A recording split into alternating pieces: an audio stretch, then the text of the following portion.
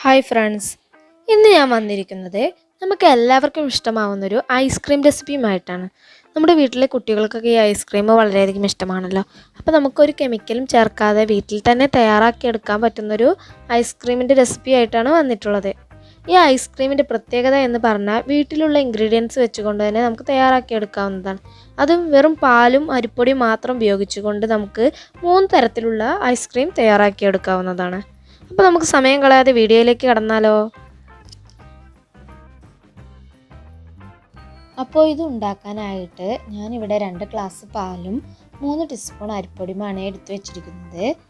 അപ്പോൾ ഈ അരിപ്പൊടിയിലേക്ക് നമ്മൾ കുറച്ച് പാലൊഴിച്ചിട്ട് ഇതൊന്ന് നന്നായിട്ട് മിക്സ് ചെയ്തെടുക്കാം.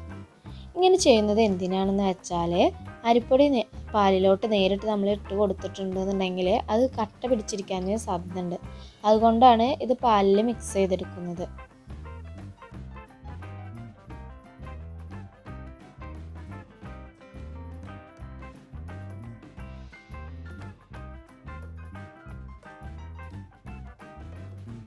അപ്പോൾ നിങ്ങൾ കണ്ടല്ലോ, നമ്മുടെ അരിപ്പൊടിയും പാലും നന്നായിട്ട് മിക്സ് ചെയ്ത് ഇട്ടിട്ടുണ്ട്.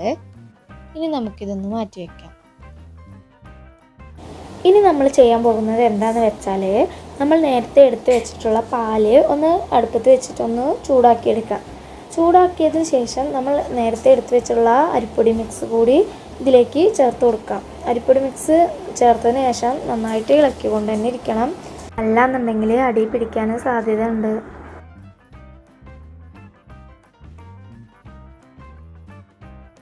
അപ്പോൾ ഇത് ചെറുതായിട്ടൊന്ന് കുറുകി വരുമ്പോൾ തന്നെ നമുക്ക് ആവശ്യത്തിനനുസരിച്ചുള്ള മധുരം കൂടി ചേർത്ത് കൊടുക്കാം. അപ്പോൾ നമ്മുടെ അരിപ്പൊടി മിക്സ് നന്നായിട്ട് കുറുകി കഴിഞ്ഞതിന് ശേഷം നമ്മൾ പഞ്ചസാര ഇട്ട് കൊടുത്തിട്ടുണ്ട് എന്നുണ്ടെങ്കിൽ അത് മിക്സായി കിട്ടാൻ വളരെയധികം ബുദ്ധിമുട്ടാകും.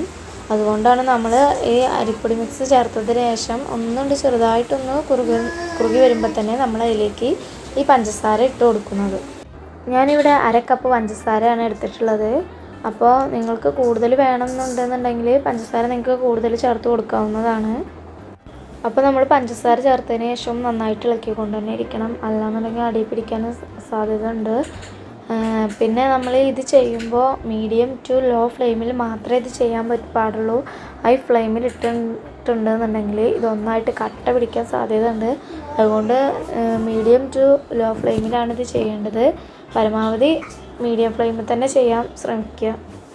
അപ്പോൾ അതൊക്കെ ഒന്ന് എല്ലാവരും നോക്കിയിട്ട് ചെയ്യാം കേട്ടോ. അപ്പോൾ ഇത് ഏകദേശം റെഡി ആയിട്ടുണ്ട്. അപ്പോൾ നമുക്ക് ഫ്ലെയിം ഒന്ന് ഓഫാക്കിയതിന് ശേഷം ഇതൊന്ന് മാറ്റി വയ്ക്കാം.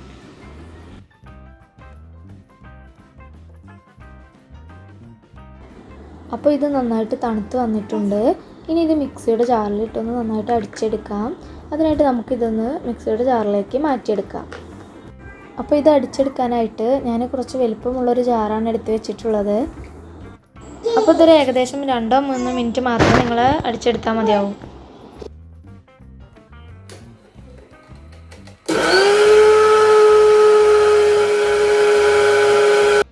അപ്പോൾ ഞാൻ നമ്മുടെ മിക്സ് നന്നായിട്ട് മിക്സിയിൽ അടിച്ചെടുത്തിട്ടുണ്ട്. ഇനി നമുക്കിത് ഈ 3 പാത്രത്തിലേക്ക് മാറ്റാം. ഞാനിവിടെ 3 പാത്രം എടുത്തിരിക്കുന്നത് എന്താണെന്ന് വെച്ചാൽ എൻ്റെ കയ്യിൽ 3 തരത്തിലുള്ള എസൻസുകളുണ്ട്. അതുകൊണ്ട് ഞാൻ 3 തരം ഐസ്ക്രീമാണ് ഉണ്ടാക്കുന്നത്. ഞാനിവിടെ ഒരു ബൗളിൽ ചേർത്ത് കൊടുക്കാനായിട്ട് പിസ്തയുടെ എസൻസാണ് എടുത്തിട്ടുള്ളത്. ഇത് ഞാനൊരു 5 തുള്ളിയാണ് ചേർത്ത് കൊടുക്കുന്നത്. ഇതിലും കൂടുതലായിട്ട് നിങ്ങളിത് ചേർത്ത് കൊടുക്കരുത്. വെറും 5 തുള്ളി മാത്രം ചേർത്ത് കൊടുത്താൽ മതി. അടുത്തതായിട്ട് ഞാൻ ചേർത്ത് കൊടുക്കാൻ പോകുന്നത് സ്ട്രോബെറിയുടെ എസൻസാണ്. ഇതും ഒരു 4-5 തുള്ളി മാത്രം ചേർത്ത് കൊടുത്താൽ മതി. ഇനി ലാസ്റ്റായിട്ട് ഞാൻ ചേർത്ത് കൊടുക്കാൻ പോകുന്നത് വാനില എസൻസാണ്. ഇതും ഒരു 3-4 തുള്ളി മാത്രം ഒഴിച്ചു കൊടുത്താൽ മതി. എന്നാൽ തന്നെ ഇത് നല്ല രുചി ഉണ്ടാകും. അപ്പോൾ ഇത് 3 ഒഴിച്ചു കൊടുത്തതിന് ശേഷം നമുക്കിത് നന്നായിട്ടൊന്ന് മിക്സ് ചെയ്തെടുക്കാം.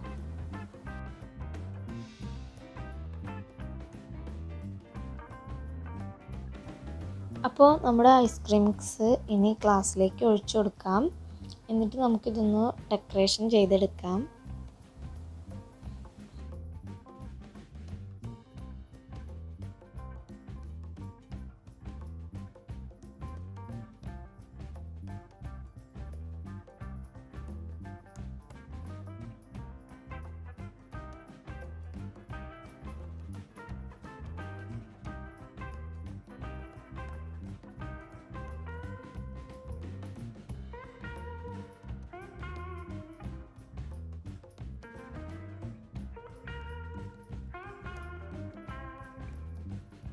അപ്പോൾ ഞാൻ ഈ ഐസ്ക്രീമിലേക്ക് 3 കോല് വെച്ച് കൊടുത്തിട്ടുണ്ട്. ഇനി ഇതിന് മുകളിലായിട്ട് ഞാനൊരു കവർ വെച്ചിട്ട് കെട്ടുന്നുണ്ട്. അതെന്തിനാണെന്ന് വെച്ചാൽ നമ്മുടെ ഐസ്ക്രീമിലേക്ക് വെള്ളമൊന്നും വീഴാതിരിക്കാൻ വേണ്ടിയിട്ടാണ് അങ്ങനെ ചെയ്യുന്നത്. പിന്നെ നമ്മുടെ ഈ കോല് ചെരിഞ്ഞ് പോകാതിരിക്കാൻ വേണ്ടി കൂടിയിട്ടാണ് ഇങ്ങനെ ചെയ്യുന്നത്.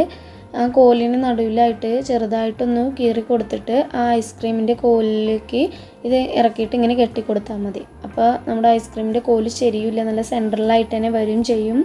പിന്നെ നമ്മുടെ ഐസ്ക്രീമിലേക്ക് വെള്ളവും അതൊന്നും വീഴാതെ നന്നായിട്ട് കട്ടായിട്ട് നല്ല ഇതിൽ കിട്ടാനും വേണ്ടിയിട്ടാണ് ഇങ്ങനെ ഞാൻ ചെയ്തത്.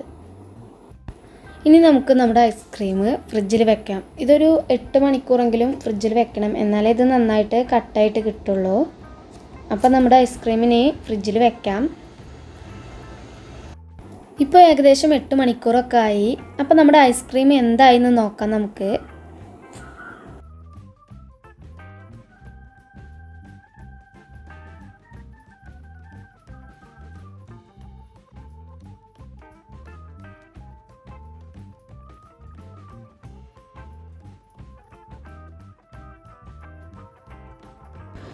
അപ്പോൾ നമ്മുടെ ഐസ്ക്രീം ഇവിടെ റെഡി ആയിട്ടുണ്ട്. എല്ലാവർക്കും ഇഷ്ടമാവുന്നൊരു ഐസ്ക്രീം റെസിപ്പിയാണിത്.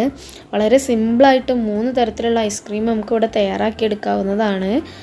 അപ്പോൾ നിങ്ങൾക്ക് ഈ വീഡിയോ ഇഷ്ടപ്പെട്ടാൽ ലൈക്ക് ചെയ്യാനും ഷെയർ ചെയ്യാനും അതോടൊപ്പം തന്നെ സബ്സ്ക്രൈബ് ചെയ്യാനും മറക്കരുത്. പിന്നെ നിങ്ങളുടെ ഫ്രണ്ട്സിലേക്ക് ഈ വീഡിയോ ഷെയർ ചെയ്യുക. അതോടൊപ്പം തന്നെ നിങ്ങളുടെ കമൻറ്റുകൾ അറിയിക്കുക. ഇനി പുതിയൊരു വീഡിയോ ആയിട്ട് വീണ്ടും കാണാം.